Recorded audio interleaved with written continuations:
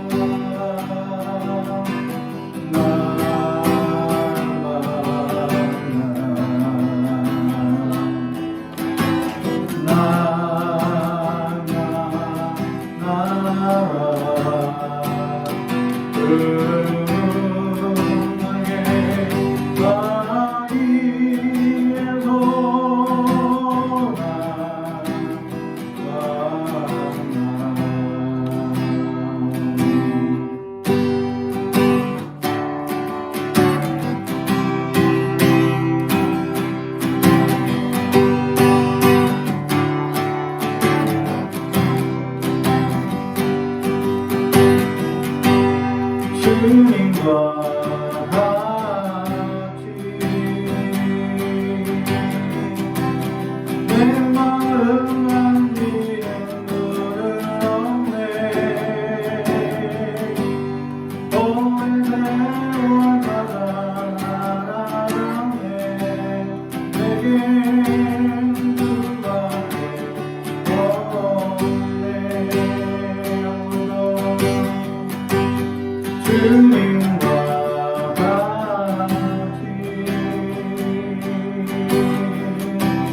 내 마음 만지는 분은 없네. 오랜 세월 가다 살아가네. 내겐 그밖에 없네.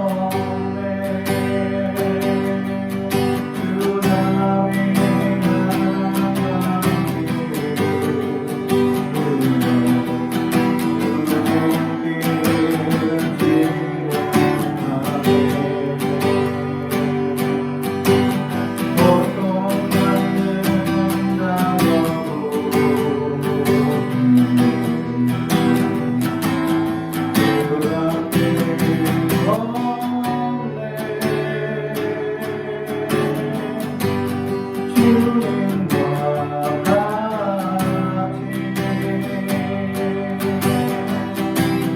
내 마음 만지는 분은 없네.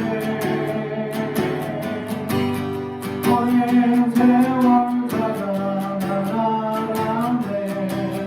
내겐 그밖에 없네.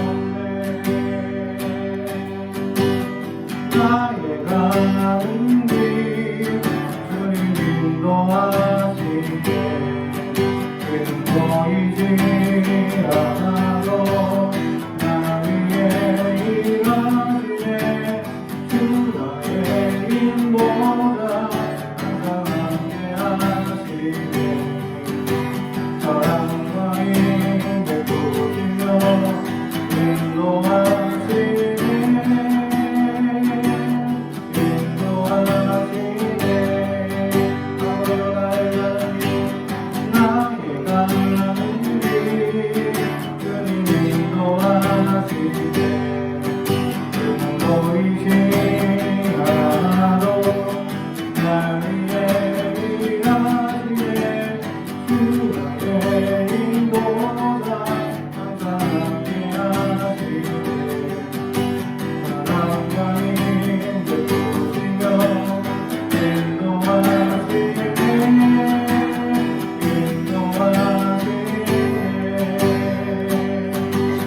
광야의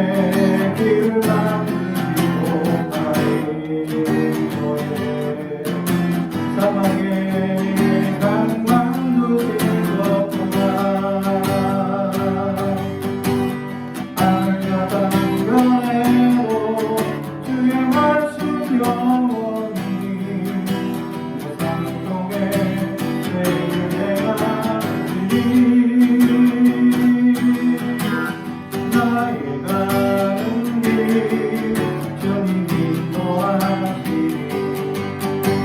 여경 보이지 않아도 날 위해 일하시네 주가 계시고자 항상 함께 하시네 사랑과 힘을 주시며 인도하시네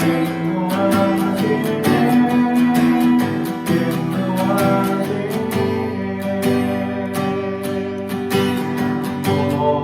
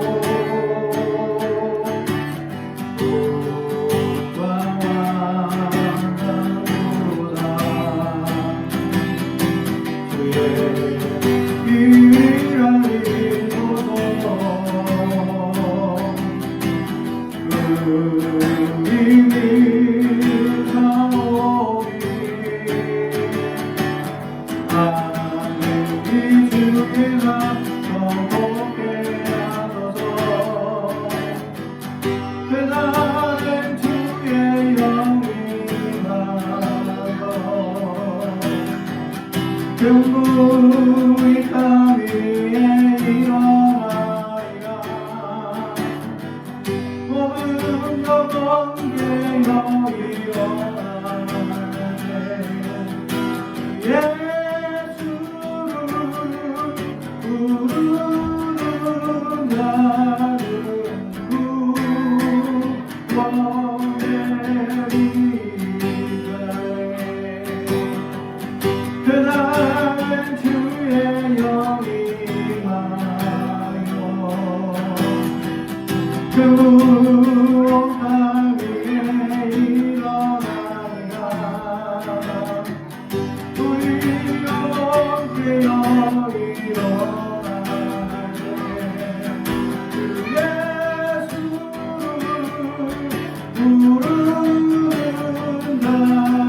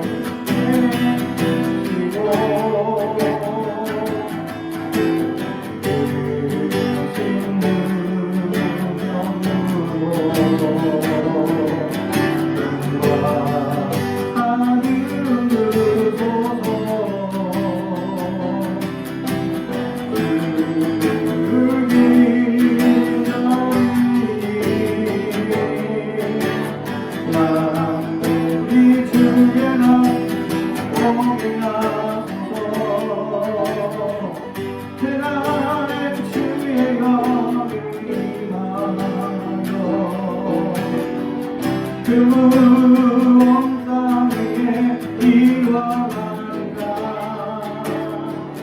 우리 영원케여 일어나네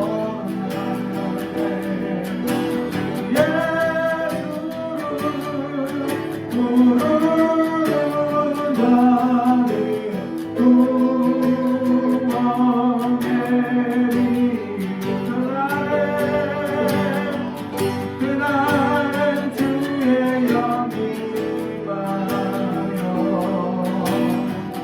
그 무엇 땅 위에 일어나리라 우리 영원케여 일어나네 주 예수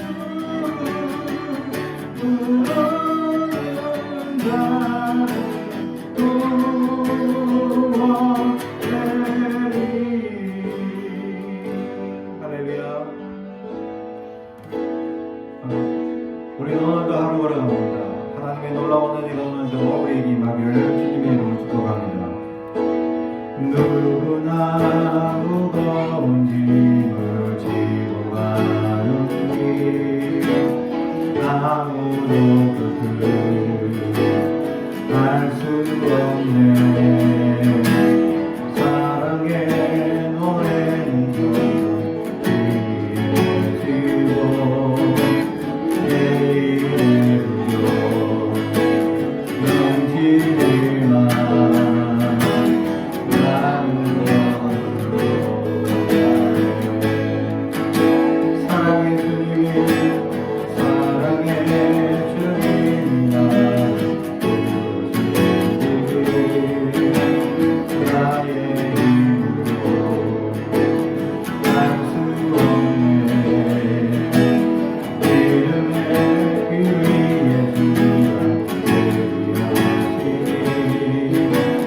위에 주가 되리하시니 십자가 사랑 의지하여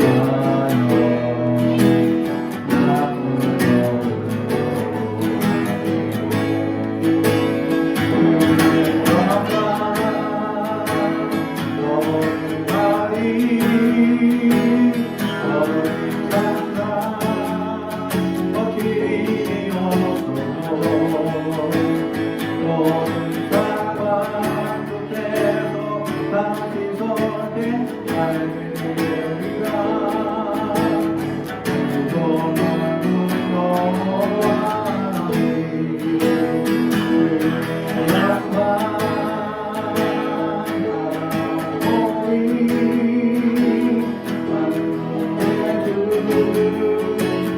나의 하나님 동일하신 주님과 동행할 때 알리리라. 날 만드신 사랑의 영광 그 영광 너의 날이 더 이상 나 어디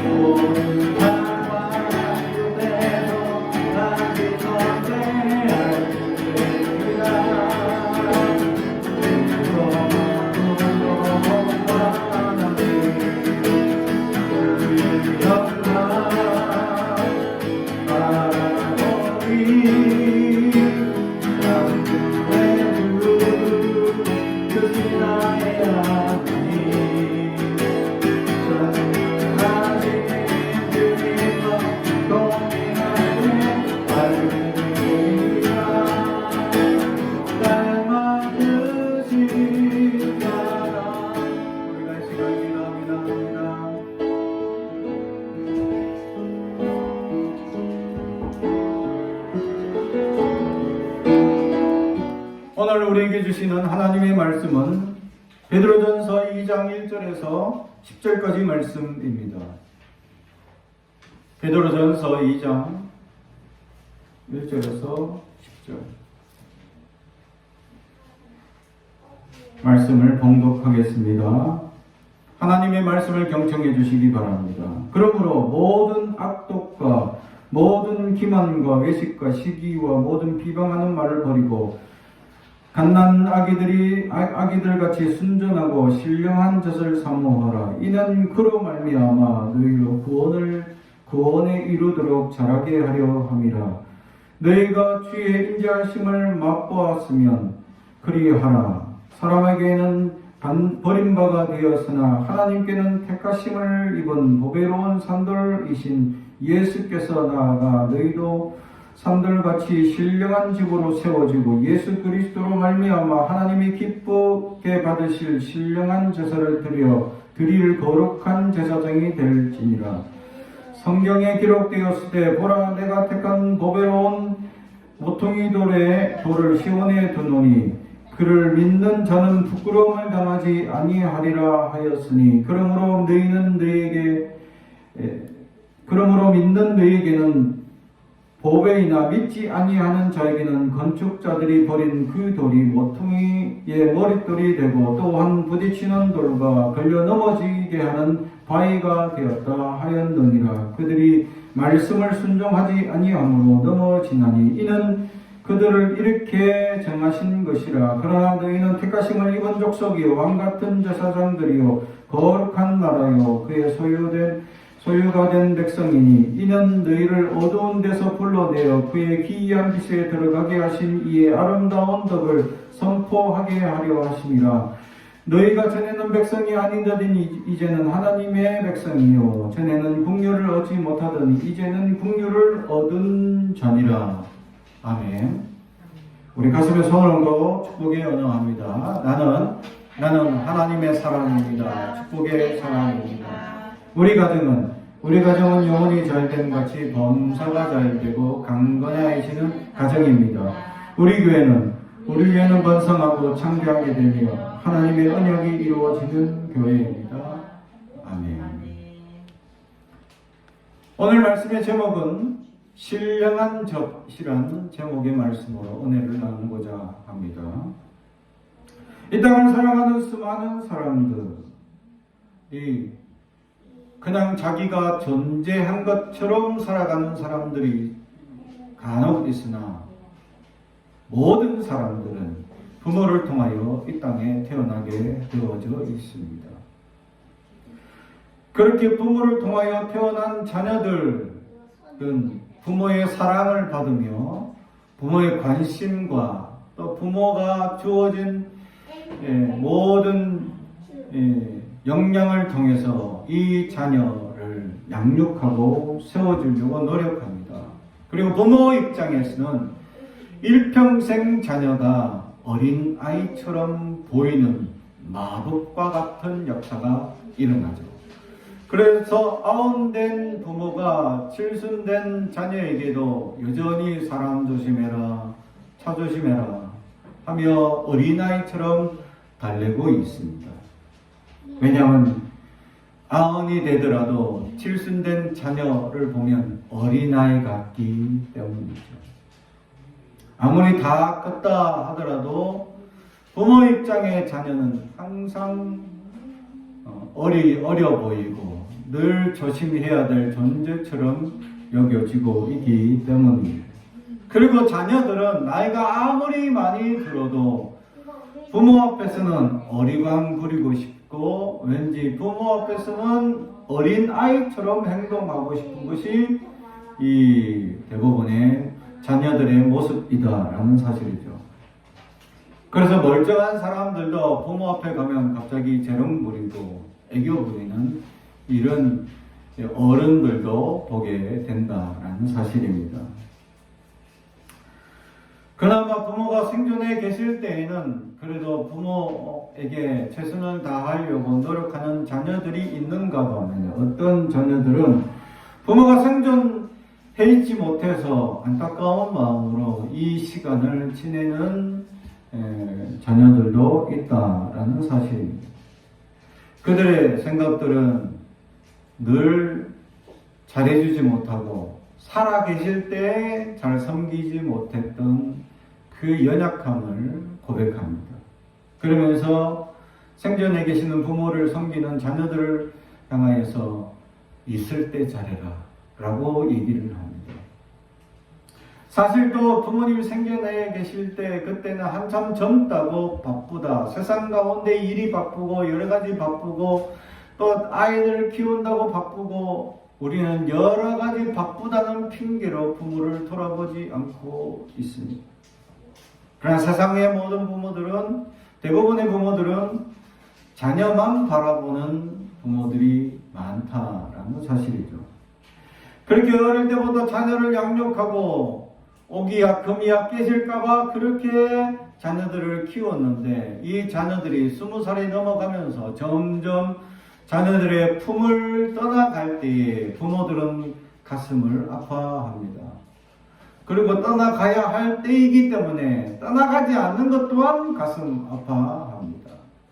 그러다가 어느 날 이 자녀들이 결혼을 하거나 어떤 직장 일 때문에 부모의 곁을 완전히 떠나가게 되면 부모들은 빈둥지 증후군이라는 아픔에 몸서리칩니다. 떠나간 자리에 빈 자리를 늘 왔다 갔다 쳐다보며 빈 방을 둘러보며 또 닦고 또 쓸고 아무도 오지 않는 그 방을 또 오지 않는 그 방을 쓸고 닦으며 과거를 회상하고 또 언제 한번 전화 올까 또 언제 한번 연락 올까 언제 한번 찾아올까 기다리는 게 부모의 마음이죠. 그러다가 부모가 한번 찾아오면 그렇게 반갑게 하던 부모들 모습들, 그리고 손주들을 바라보며 그렇게 무엇을 입힐까 무엇을 먹일까 염려하며 늘 할머니 할아버지 입에서는 이 말이 끊어지지 않습니다. 뭐 먹을래? 뭐 먹고 싶어? 하면서 계속 뭘 먹여주려고 하시죠. 왜냐하면 할아버지 할머니 세대들은 못 먹었기 때문입니다. 먹는 거 하나 자유롭지 못했고 먹는 거 하나 어른들 눈치를 봐야 했던 시절이 있었다라는 사실입니다. 실제로 저도 어렸을 때 예수 안 믿을 때에 부모님들이 이제 명절 때 친척집에 가게 되면 하여튼 상다리 부러지게 이렇게 제사를 드리려고 음식을 차려놨습니다. 그 맛있는 음식을 그냥 바라만 봐야 하는 거예요. 손 하나 댈 수 없어요. 왜냐하면 제사 음식이기 때문에.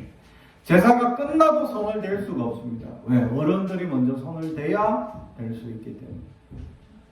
그러다 어느 날 큰 집에 갔는데 바나나가 다 이렇게 제사상에 올라와 있는 거예요. 제 어릴 때 바나나는 엄청 귀한 음식 중에 하나였습니다. 야, 저거 수입 과일인데 이 수입 쉽지 않은 시절에 저걸 이제 제사상에 올려놨으니 저는 그것이 너무 먹고 싶어서 거기만 뚫어지게 쳐다보고 있는 거죠. 그런데 큰 어머니나 큰 어머니께서 특히 이제 제사상에 손을 절대 못 대게 하십니다. 그렇게 해서 그 바나나를 그냥 바라만 보고 부모님한테 먹고 싶다고 쪼르러도 안 된다고. 저거는 상에 올라가 있는 거라 손대면 안 된다고. 그래서 먹지 못하고 쪼르던 시절이 생각나요. 저 때도 그렇게 자유롭게 많이 먹지 못했습니다. 가난이라는 것 때문에. 근데 저희 부모님 세대는 더 가난했기 때문에 더 먹지 못한 세대들이 많았습니다. 그래서 늘 하는 말이 이 손자들, 손녀들 뭐 먹을래? 뭐 먹고 싶어? 하고 먹고 싶은 거 자꾸 해주죠. 근데 손자들, 손녀들 입에는 먹여주는 것들은 애들이 먹고 싶은 것을 또 잘 안 해주는 할머니, 할아버지도 있습니다. 아이들이 피자 먹고 싶어요. 치킨 먹고 싶어요. 아니, 그런 거 말고, 다른 거 먹고 싶다는 거죠. 그러다가 이제 자꾸 이제 시대가 바뀌고 하니까 피자도 많이 먹고 이제 자꾸 바뀌니까 최근에 들어서요. 그래, 피자 먹고 싶으면 피자 시키고, 다른 거 먹고 싶으면 다른 거 시키라고 얘기를 하시죠. 이제 조금씩 마음문이 열리기 시작하는 겁니다. 못 먹었던 시절 때문에 자녀들, 손자들, 손녀에게는 그렇게 먹여주고 싶은 할머니, 할아버지의 마음들이 느껴진다라는 거죠. 이처럼 부모들은 자녀들이 떨어져 있으면 늘 걱정하는 것이 그겁니다. 잘 먹을까? 잠을 잘 잘까? 혹시나 힘든 일 겪지 않을까? 그것이 가장 큰 걱정을 하게 되는 겁니다. 그래서 전화를 드리면 잘 먹고 잘 살고 있는지 먼저 물어보죠. 잘 살고 있다고 걱정하지 마시라고 얘기해도 늘 전화를 드리면 제일 먼저 묻는 게 잘 먹고 잘 살고 있느냐라고 염려하며 걱정합니다. 저도 이 큰딸을 이 타양구로 보내고 난 다음에 늘 걱정되는 게 잘 먹고 있는지, 잠 잘 자고 있는지, 또 어려움을 겪지 않는지 늘 걱정을 합니다. 그러다 갑자기 문자가 옵니다. 아빠, 치킨이 먹고 싶어요. 한번 먹고 싶어요. 평소에 문자도 안 하고, 평소에 이렇게 친근하게 이렇게 잘 지내는지 안부도 안 묻는 이 딸들은, 자녀들은 항상 뭔가 필요할 때 문자를 주고, 뭔가 필요할 때 전화를 주니까, 저에게 항상 먹고 싶을 때만, 뭔가 필요할 때만 문자를 줍니다. 근데 부모된 입장에서는 그것도 반갑다라는 사실. 사실은 그것도 반갑습니다. 왜냐하면 부모가 그래도 뭔가 해줄 수 있다는 기쁨이 있기 때문이죠. 하나라도 해주지 못한다면 참 그것만큼 가슴 아픈 일이 없다는 사실입니다. 그래서 부모된 입장에서 늘 걱정하고 염려하는 것이 자녀들 입에 하나라도 더 넣어주고 싶은 것이 부모된 입장이지만, 그런데 자녀들은 그것도 모르고 더 먹고 싶어하고 더 욕심 부려가는 것이 자녀들 마음이 아닌가 생각해봅니다. 사랑하는 성도 여러분, 하나님께서 왜 부모를 통하여 자녀를 낳게 하시고 왜 부모를 통하여 사랑을 배우게 하시는가라는 사실을 우리가 오늘 이 시간 돌아볼 수 있어야 한다라는 사실. 부모는 자식을 통해서 내가 받은 사랑, 내가 알고 있는 사랑을 최선을 다하여 베푸는 존재가 자녀이기 때문입니다. 자녀는 내 세상에 둘도 없는 나와 똑 닮은 존재이기 때문이죠. 가끔씩 돌아보면서 저는 제 자녀를 보면서 깜짝깜짝 놀랄 때가 있습니다. 특히 둘째 아들 말하는 거나 행동하는 거 보면 제가 늘 어릴 때 듣던 그 말을 내 자식에게 던지며 깜짝깜짝 놀랍니다. 아유 곰탱이 하는 얘기가, 저도 어렸을 때 곰탱이라고 그렇게 말을 많이 듣던 사람입니다. 근데 이 자녀가 하는 행동이나 이런 걸 보면 똑같이 그렇게 행동하는 것입니다. 그러고 보면서 야 정말 내 자녀 맞구나, 그렇게 생각하죠. 그래서 제가 어렸을 때 누리지 못한 거, 이 자녀들에게는 조금이라도 더 해주고 싶은 것이 부모의 마음이었다라는 사실이죠. 그러나 넉넉지 못한 부모의 입장에서는 다 해주고 싶어도 해줄 수 없는, 다 가지고 있다 하더라도 자녀에게는 어느 정도 교육적인 차원에서 제한을 하고 또 그것을 성취하는 습관을 가질 수 있도록, 무슨 일을 이룰 수 있도록 또 과제를 주고 그 과제를 해냈을 때의 칭찬으로 보상이 주어지는 이런 모습을 통해서 자녀들은 하나하나 배워나가며 사회생활의 간접적인 체험들을 하게 된다는 거죠. 결국 부모들이 가르치는 만큼 자녀들은 양육되어져 갑니다. 그런데 이것이 세상에서 가르치는 교육학의 한계입니다. 그래서 그 부모 밑에 그 자녀이고 그 자녀는 그 부모의 이상을 벗어나지 않는다라는 것이 심리학자들의 이야기입니다. 그런데 놀라운 사실은 그 부모보다 더 넘어설 수 있는 일이 있는데 바로 예수를 믿으면 하나님의 놀라운 축복을 이 자녀들이 누리게 된다면 부모 때보다 더 놀라운 성장과 또 성과를 이루며 살아갈 수 있다라는 사실. 그렇습니다. 부모 때보다 왜 자녀들이 점점 더 낫고 더 좋은 환경에 이렇게 살아갈 수 있느냐?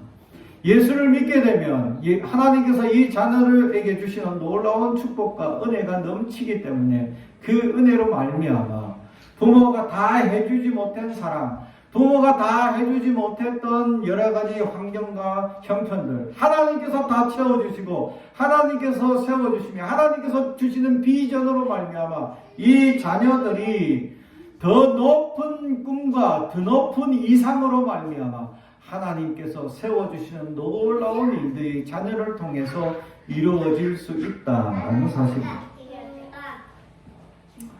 그렇다고 해서 부모들은 자녀들에게 어떤 제약이나 제한을 두어서도 안 될 뿐더러 또 자녀들에게 내 이상을 심어줘서도 안 된다라는 거죠. 왜냐하면 자녀는 하나님이 주신 선물이기 때문에 하나님이 세워가시고 하나님께서 함께 해주신 그 은혜를 이 자녀를 통해 나도 배우고 배운 이 은혜와 사랑을 이 자녀에게 다시금 베풀어주는 대상이기 때문입니다. 그런데 이 자녀들이 힘들게 하고 속상하게 하고 어렵게 하는 일들이 간혹 생깁니다. 자녀의 양육 발달 과정 가운데 자아가 생기고 점점 이 아이가 고집과 또 자기만의 생각에 점점 틀에 박혀 나가면 가면 갈수록 이 자녀들은 점점 자기의 고집이나 자기의 생각에 갇혀서 부모의 말을 듣지 않거나 부모를 화가 나게 만드는 일들이 일어나게 된다라는 사실입니다. 성경 속에서는 이러한 자녀들을 가르치라고 되어져 있습니다. 혼내거나 매를 들지 말라고 되어 있죠. 또 구약에서는 매를 들라고도 되어져 있습니다.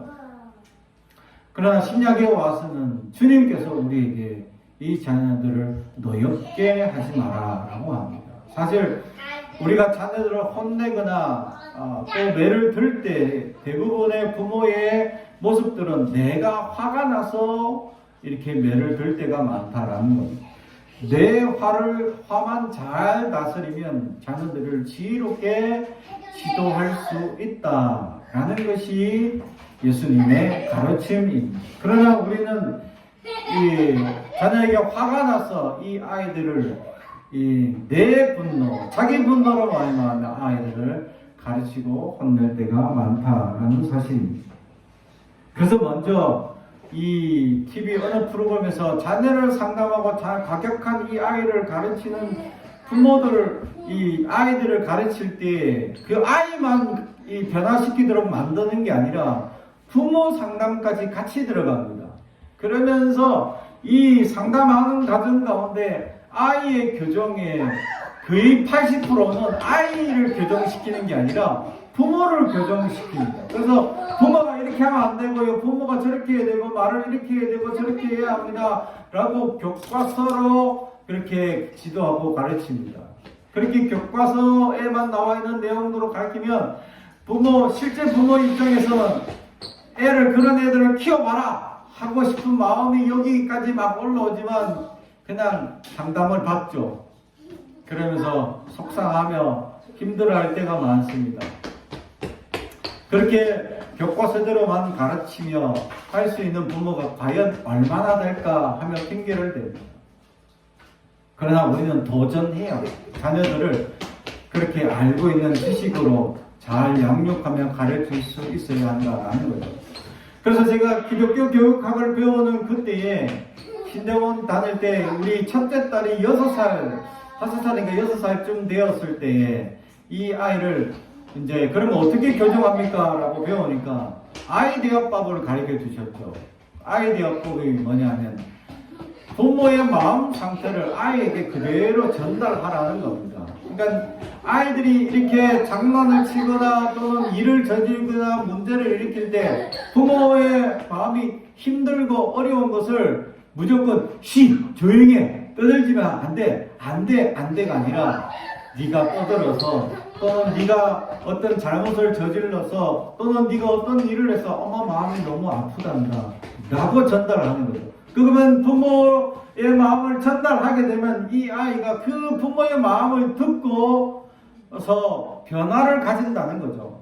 그래서 제가 이 첫째 딸에게 그럼 아이디어 한번 써볼까? 하고 제가 한번 써보기 시작했습니다. 그래서 아이가 함부로 대하거나 행동을 과격하게 하거나 할 때 제가 이 첫째 딸을 데리고 얘기를 했습니다. 향기야, 네가 그렇게 행동을 하니까 아빠 마음이 너무 아프고 힘드네.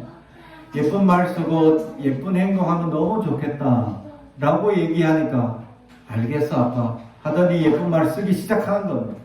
물론 딸이라서 교육이 잘 되는 경우도 있지만 그렇게 아이 대화법을 써보니까 너무 잘 통한다는 겁니다. 근데 부모인 제가 그 아이 대화법을 계속 써야 하는데 사실은 우리가 그걸 계속 쓰지 못하고 제 습관대로 다시 돌아오는 거예요. 왜냐면 잘못할 때마다 화가 먼저 나서 혼을 내는 거죠. 안 돼! 그렇게 해서는 안 된다 하면서 먼저 혼을 낸다는 거예요. 화가 난 이유를 얘기해 주라는 거예요.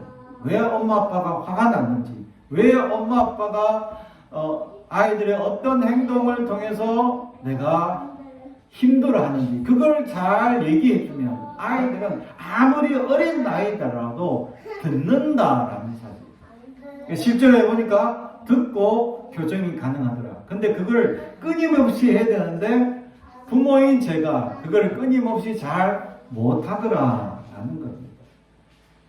그래서 사실 자녀를 양육하는데 책임은 부모에게 90% 아니 어쩌면 100%인지도 모릅니다.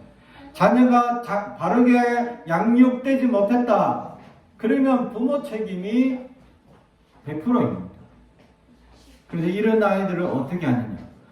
근데 간혹 가다가 이런 아이들이 있습니다. 요즘 사회적 변화나 환경을 들 때문에 부모가 책임지지 못하는 이 한계를 벗어나는 자녀들이 있습니다. 일명 정신적인 문제를 가지고 있거나 또 정신분열이나 또는 이제 정신지체나 또는 PTSD나 이런 것들 때문에 자녀들이 힘들어하는 경우가 있습니다.